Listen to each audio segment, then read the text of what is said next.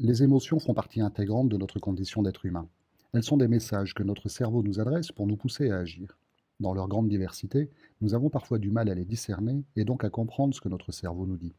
Dans ces conditions, notre réponse est une action en mode automatique que nous ne décidons pas et ne contrôlons pas.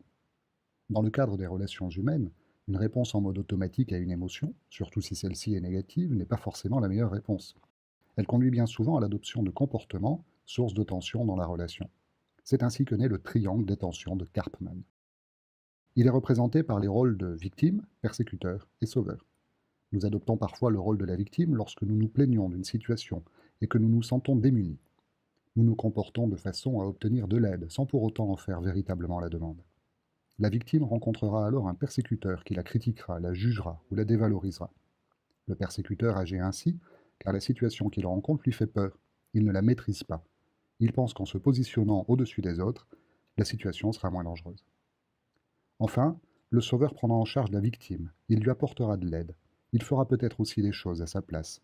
Ce qui conduit le sauveur à agir ainsi, c'est son besoin irrépressible de s'occuper des autres avant de s'occuper de lui. Ces comportements sont déresponsabilisants. La bascule d'un rôle à l'autre est aussi possible.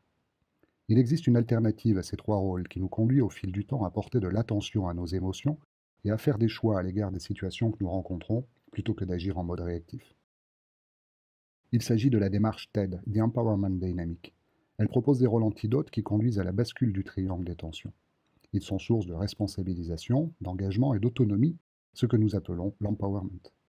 La victime devient le créateur qui cultive la volonté de trouver des solutions, qui croit en ses capacités et qui apprend à formuler des demandes d'aide notamment.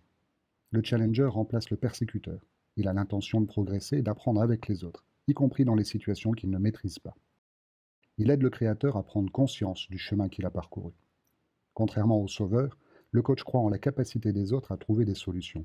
Il agit envers eux de façon à les faire émerger par le questionnement et l'exploration. Il fait naître les ressources chez le créateur. L'activation des rôles de TED crée ainsi une dynamique de mouvement collectif, de partage et de recherche de solutions. TED est au cœur de l'ensemble des prestations de Dynamics Factory.